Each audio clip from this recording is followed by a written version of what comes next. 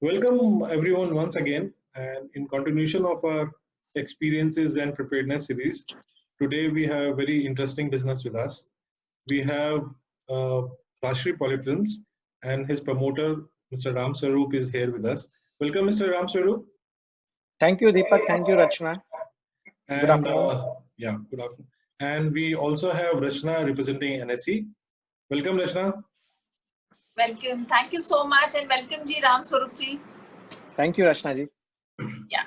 So just to start with, let me ask the basic question: this unprecedented environment, the COVID. So what is your feel on this pandemic, sir? See, of course, it's a challenge to a mankind. Nobody has been prepared for this. Although China, the first signals came in the month of December, but till March, almost all the countries were sitting on this. So we can repent on this, or we can say 3 months should have been good enough for us to be prepared for this particular eventuality. But nevertheless, this is a drastic situation, and it will at least take 1 year, I think, so for small scale and medium scale industry to uh, overcome this particular situation. But it will also depend upon whether there is no repetition of this pandemic happening again, which is the second wave countries are talking about. So that is something which needs to be seen very closely. Sir, your company has been into a very prominent space, or maybe I believe it's on a beneficial side. You are in packaging, and especially in that rigid packaging side, which cater to FMCGs and food or milk producers. So now coming specific to your company, this pandemic, as per you, what kind of a challenges it throws to you? See, in terms of challenges in manufacturing sector, supply chain is a critical thing. Like it's not that what we can produce and supply to our customers. It's also important that we have our RM and PM connectivity, all our engineering requirements, spare parts are available to us at the right time. So that's a challenge we have in short term. Of course, availability of the manpower, logistics, these are short term challenges. Long term, of course, is the consumer demand. We need to see how the millennials are going to behave, whether they go into saving mode or they still uh, uh, uh, have same lifestyle what it has been in past. So that those are long term challenges what we see. But in terms of opportunity, definitely there are opportunities we see in food sector because it's an essential requirement. We have been operating our plants from 10th of April at 35-40% scale for dairy requirements and yogurt requirements, and especially delivery of foods to doctors and police personals and healthcare workers. We are making packaging where the food has been packed and delivered to this people who are fighting against this war. So this also gives a pride that okay, we are also able to contribute something to the society through this means. At the same time, we have also introduced face shields, which can be used again by this healthcare workers and the frontline people to give protection to them against this virus. So that way, there are many opportunities, and in long term, I think so. Probably the approach towards food will change in a big way. Fine dining for next 3 to 6 months looks difficult. People opting for street foods again looks the habits are going to change. So anything and everything what we buy, we will be very suspicious, conscious, and everybody would like to ensure that whatever they are buying, nobody has touched that. And for that, packaging has to play a big role. So what portion will come to rigid packaging needs to be seen. Of course, every packaging segment which we feel will benefit or will have a better opportunity out of this situation, but needs to see what comes to rigid packaging as a sector. Sir, I've been talking, and I understand that the new opportunity for everything is related to something related to health, hygiene, or something like that, right? So, in your Yeah. packaging, adding some kind of a component of hygiene. Don't you think that is going to be the new opportunity for you? See, hygiene has been core of our business. That's the basic core on which we are working. So that's something not new which we have to adapt to. This particular practices are already in place. Good manufacturing practices. Our facilities are BRC certified, which the audits are being done regularly by customers for food safety and hygiene. So hand washing, sanitization, all this were already part of our manufacturing process. Only thing is we have further strengthened it after this particular situation. Rachna? Yeah. Mr. Ramswarup, I wanted to understand that this disruption obviously would have put some pressure on the cash flows, and you are likely to have challenging times. Once the lockdown is taken up, and you're working already at you said some capacity to cater to the at least to the packaging of the food and beverages side. But what would you think is going to be your biggest challenge once the lockdown has been lifted out, because of the migrant workers who have gone away?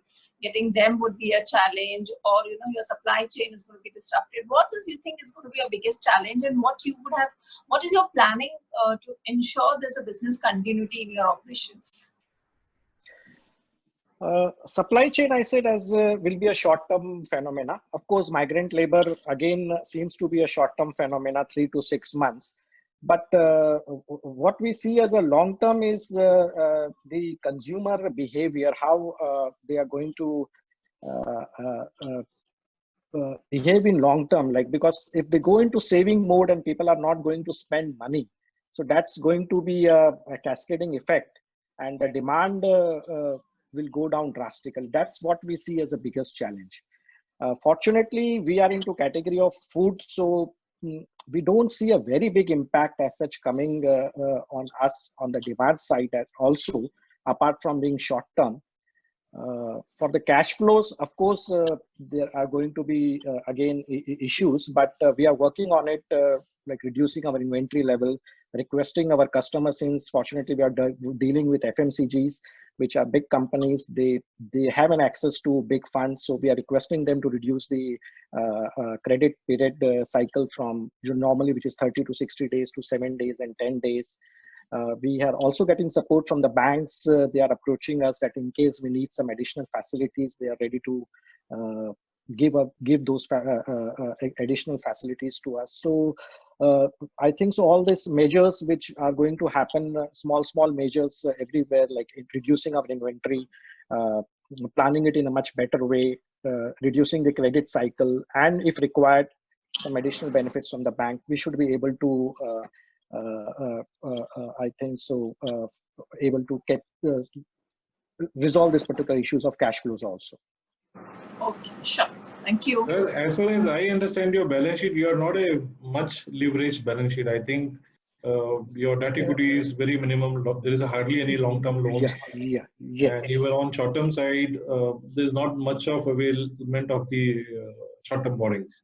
So I don't think so. Short-term is going to be a major concern as far as you are concerned.